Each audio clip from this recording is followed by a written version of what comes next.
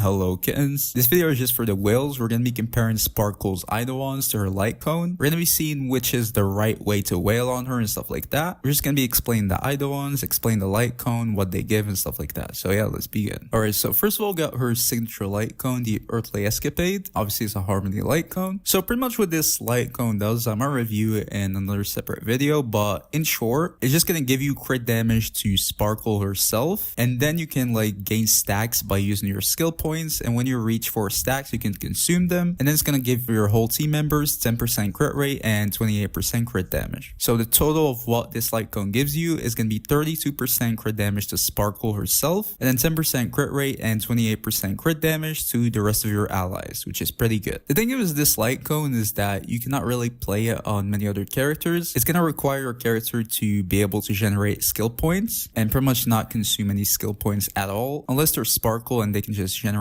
from your ultimate. In that case it's different, but for most Harmony characters they just can't, and the only way they can generate skill points is gonna be from their basic attacks pretty much. So it won't really be usable on many characters because you wouldn't really be able to keep, you know, the effects up for a good uptime. You probably will be able to do it at least for some time since it starts like ready and stuff like that, but in general speaking it probably wouldn't have like a good comfortable uptime because you're gonna be using your skill, stuff like that. You wouldn't really be generating skill points and you need 4, so it's gonna take you a long time to generate like the full stacks, which is a problem. In short, what I'm saying is this light cone is very non-versatile. The only real character who can use it at this moment is probably Sparkle, and that's it. At least like use it efficiently. So it's not really a good investment for your account. That's what I'm getting at. Obviously besides for Sparkle herself. Now for Sparkle herself though, it's definitely going to be her best in slot, and even the effects are going to be pretty good. The crit rate and crit damage are very appreciated. There are not many light cones who can give you these effects, so it's definitely not replaceable, but there are other options that are going to be like very usable and you can really get them easily. Obviously they're going to be worse and they're going to give you like different things and stuff like that, but I don't think it's really a big deal, especially because she's a Harmony character, so any buffs or something like that is going to work really, since she's going to be giving you crit damage already, a lot of it from her kit. You don't really need any more from the weapon. The crit rate is going to be lost, but hey, who cares? It's only 10%. You probably have enough crit rate anyways. But yeah, you have other options like Bronya's signature, for example. It's definitely going to work in general in a lot of teams. It's going to give you energy, and also it's going to generate skill points, which fits with the whole Sparkle thing. But yeah, energy damage bonus, just buffing light cones, is going to be pretty good. Past and future is also going to be pretty good. If you're using like Sheila, you can use the planetary rendezvous. It's going to be pretty good too. So there are a lot of like usable options. They're definitely going to be worse. Like, I'm not saying they're going to be as good as her signature weapon, but what I'm saying is her signature is very replaceable with maybe even some free to play options. So yeah, getting her weapon is definitely not really necessary. It's a good boost, but it's not really necessary. Now moving on to her Eidolons, I'm going to explain them very quick. So first of all, we have E1. What E1 is going to give you is pretty much a 40% attack increase from your burst. That's going to be like an added bonus, which is super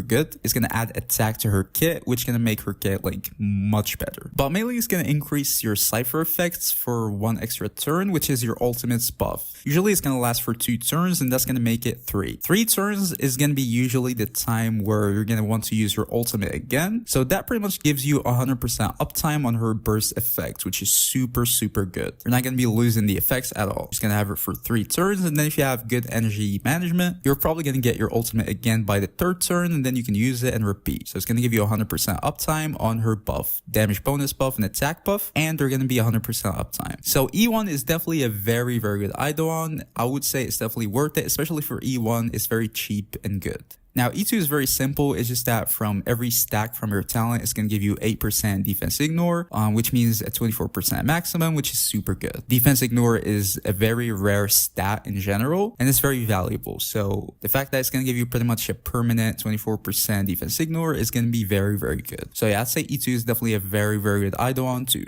Now, E3 is just going to increase the level of your basic attack and your skill. I'd say it's kind of meh, to be honest. Your basic attack is just completely useless, and then your skill is just crit damage pretty much, so it's not really that much. So yeah, say E3 is definitely not worth it. It might be cool, especially after E6, but if you're going for like E3 alone, I would say it's definitely not a good thing to do. So yeah, if you're going for E3 alone, I'd say it's definitely a skip. Now for E4, it pretty much just that your ultimate is going to recover 1 extra skill point, and you're going to have more slots, so it's going to be 8. Pretty much just 1 extra skill point, and that's it. At this point in the game, I don't really think that's necessary, to be honest. I feel like for most teams, Sparkle without E4 is going to be enough. You're going to have 7 skill points, you're going to recover enough, so I think it's going to be okay for most teams. Now, maybe some teams in the future might require more skill points, so it's going to be more valuable, but at least for right now, I don't really think it's that necessary at all. The skill points she's going to give you and the extra skill point slots are going to be enough in my opinion. So yeah, I'd say E4 is definitely not that good, at least for right now. For this point. But I mean, in the future, it's probably gonna have a rerun. You can go for Eidolons more in the future. So I'd say if you're going for E4 alone, maybe just wait until the future and see if it's worth it or not. For right now, it's definitely not. E5 is gonna increase the level of your ults and talents, which is just more damage bonus pretty much. It's cool, but I think it's gonna be enough already, like enough damage bonus. So it's not like a huge deal, but it's definitely a very good Eidolon. The thing is, it's E5, so it's very expensive. So I wouldn't really say it's worth it, but it's a good Eidolon. So, you know, you do you. Now finally, E6 is pretty much just more crit damage from your skill, and then it's gonna allow your skill to be team wide instead of like a single target, which is gonna make it much more valuable to use. It can be super good on some teams, but generally speaking for an E6 it's super expensive, so again, you do you. And I feel like for a lot of teams it wouldn't really be necessary, since the character that's gonna need like crit damage is gonna be 1, usually your main DPS, so the effects is probably gonna be wasted on a lot of characters. The extra crit damage is kind of whatever too, because you're probably getting enough already, so it's gonna kind of hit like diminishing returns. It's still gonna be good, but like it's nothing like huge. Again, especially for an E6, like comparing the cost to the value, I don't think it's worth it, but it's like an Eidolon alone, it's definitely good. It's not like